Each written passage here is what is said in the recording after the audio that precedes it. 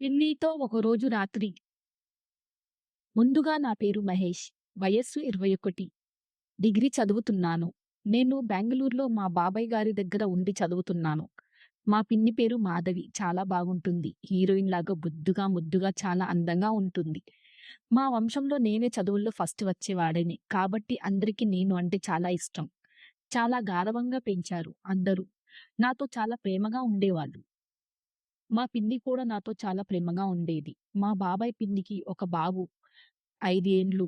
మా బాబాయ్ marketing business చేసేవారు. నెలలో చాలా రోజులు టూర్‌లతో బిజీగా ఉండేవాడు. నేను వాళ్ళ ఇంటికి వెళ్ళిన తరువాత అతనికి టూర్‌లు ఇంకా ఎక్కువ అయ్యాయి. చాలా వరకు నేను, పిన్ని, వాళ్ళ బాబు ముగ్గురం ఉండేవాళ్ళం. ఈ మధ్య కాలంలో మా పిన్ని నాతో చాలా క్లోజ్‌గా మూవ్ కావడం మొదలుపెట్టింది.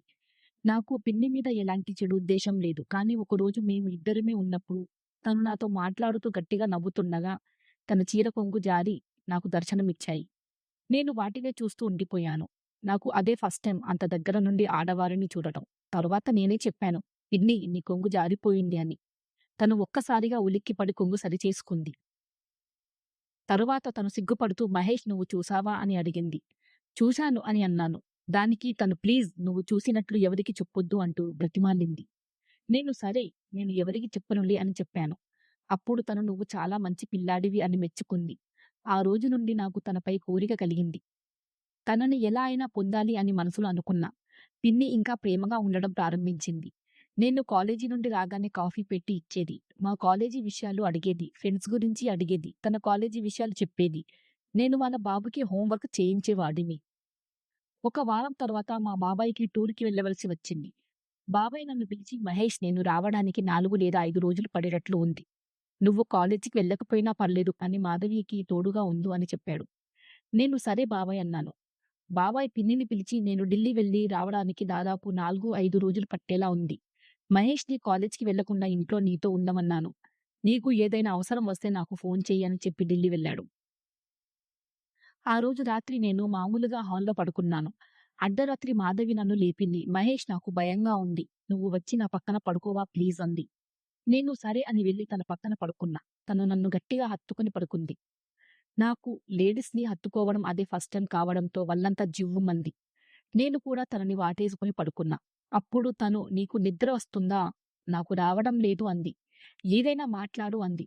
నేను "ఏం మాట్లాడాలి?" అన్నాను. "మొన్న నన్ను చూసావుగా, నీకు ఏమి అనిపించింది?" అని అడిగింది.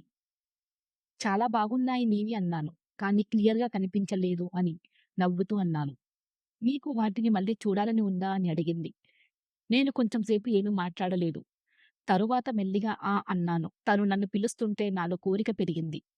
తనవి తెల్లగా మెరుస్తున్నాయి చీకట్లో. అవిటిని మెల్లగా నేను పట్టుకున్నాను. చాలా మెత్తగా ఉన్నాయి. గట్టిగా ముద్దులు పెట్టాను. "నీతో ఇలా చేయించుకోవాలి అని ఎప్పటినుండో అనుకుంటున్నాను. ఆ రోజు కావాలనే నీకు చూపించాను" అంది. అందుకు నేను "నీవి చూసినప్పటి నుండి నిన్ను ఇలా చేయాలని నాలో కోరిక కలిగింది" అన్నాను. "మరి ఎందుకు ఆలస్యం" అని అంది. "మీ బాబాయ్‌కి నన్ను ఇలా చేసే తీరిక లేదు. ఇప్పటి నుండి నువ్వే నా కోరికలు తీర్చాలి" అంది.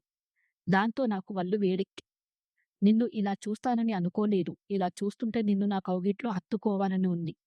ఆ! నేను కూడా నీ కౌగిట్లోకి రావాలని ఎదురు చూస్తున్నా అంది. ఇద్దరం ఒకరినొకరం గట్టిగా కౌగిలించుకున్నాము.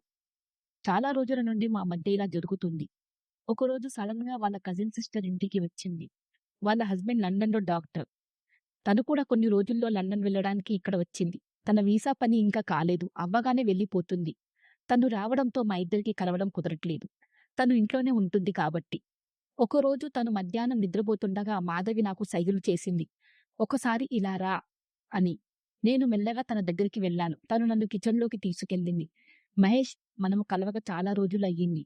రా ఇక" అని అక్కడే మొదలుపెట్టేసి కాసేపట్లో ఇద్దరము స్వర్గం అంచులో తేలాము. ఇలా మాధవితో నా జీవిత ప్రయాణం మొదలైంది. ఆ వీడియోస్ కనుక మీకు నచ్చినట్లయితే లైక్ చేయండి, షేర్ చేయండి. మరిన్ని వీడియోస్ కొరకు మా ఛానల్‌ని సబ్స్క్రైబ్ చేసుకోండి.